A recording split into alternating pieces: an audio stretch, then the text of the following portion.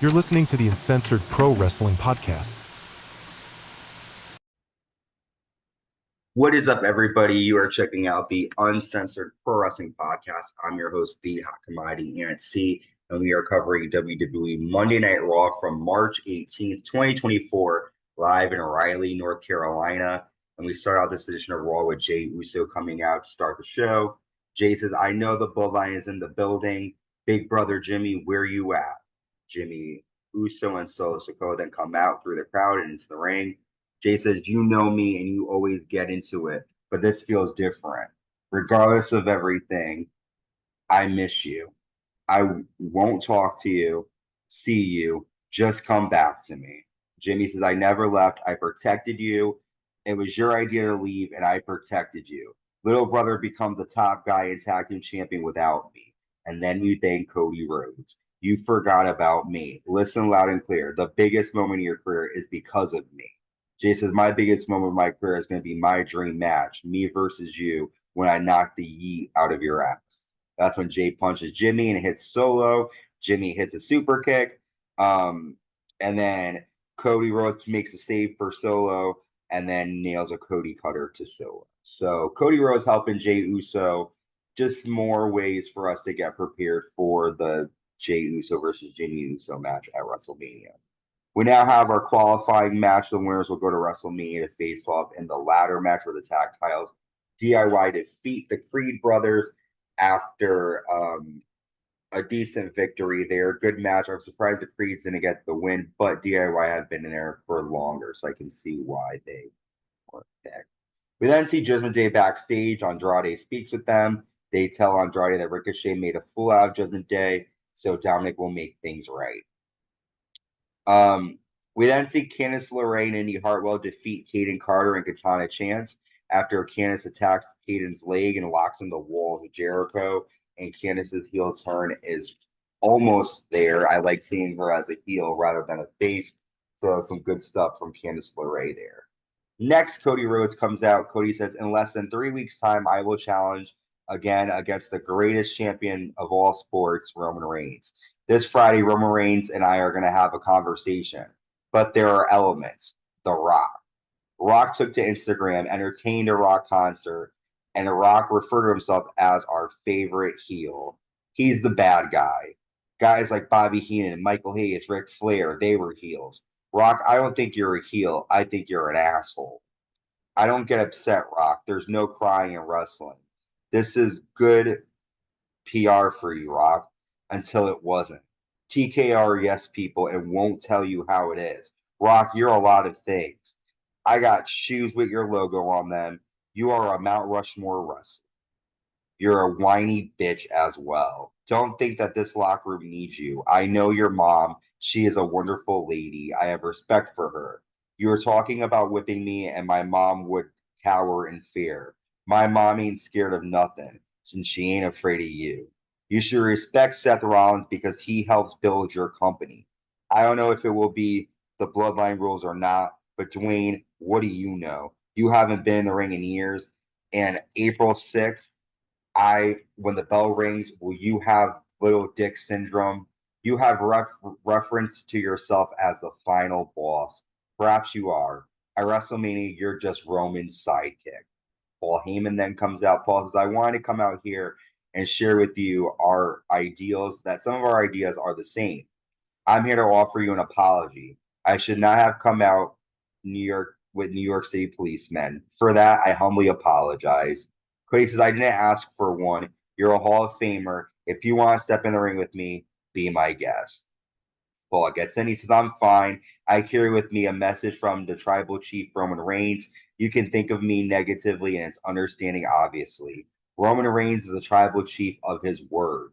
This Friday, Roman will go face to face with you. And when that happens, there will not be a single member of the bloodline in sight except me.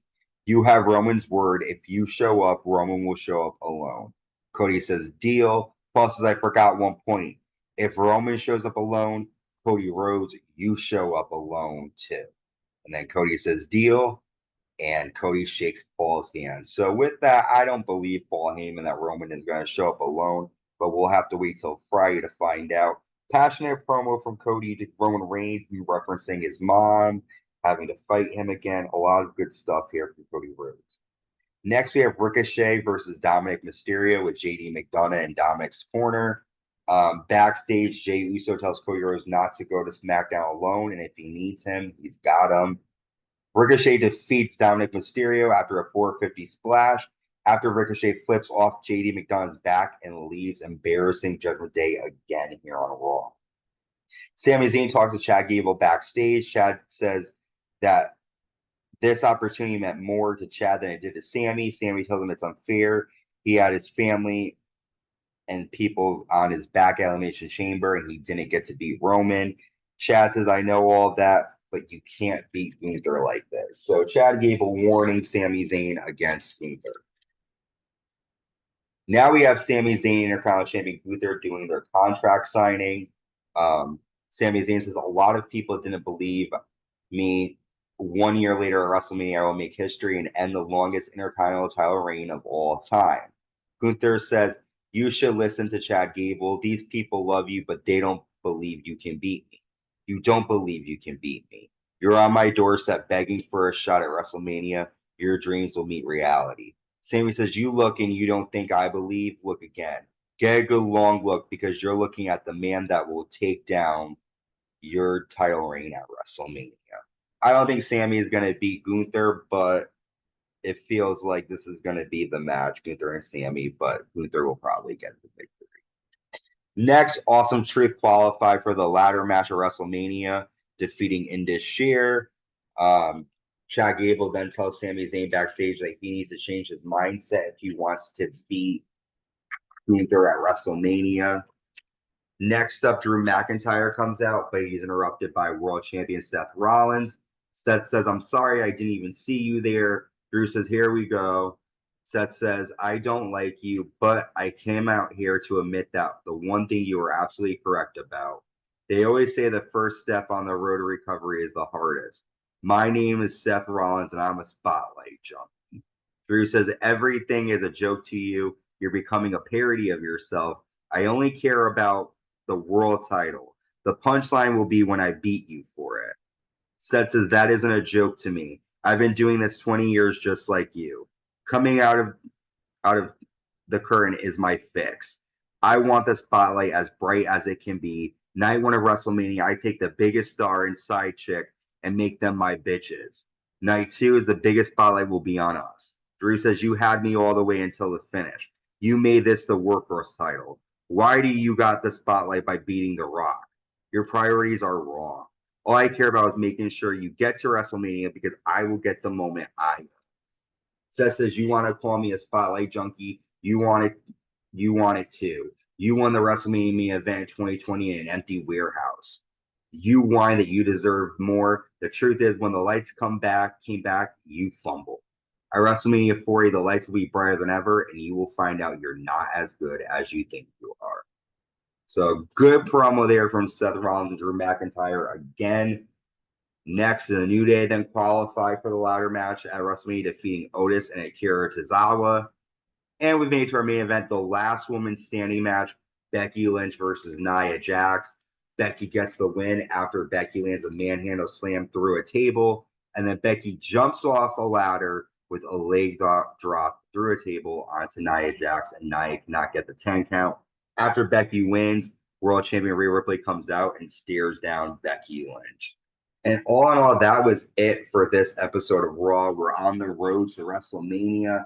We've got our next episode of SmackDown to cover and our latest episode of Raw as well. With that, make sure you check us out on YouTube. Subscribe, like, and hit the notification bell to stay notified when new content is created. Also, make sure you give us a like and leave a comment. What was your favorite moment from this episode of Raw? Until next time, stay safe and stay uncensored.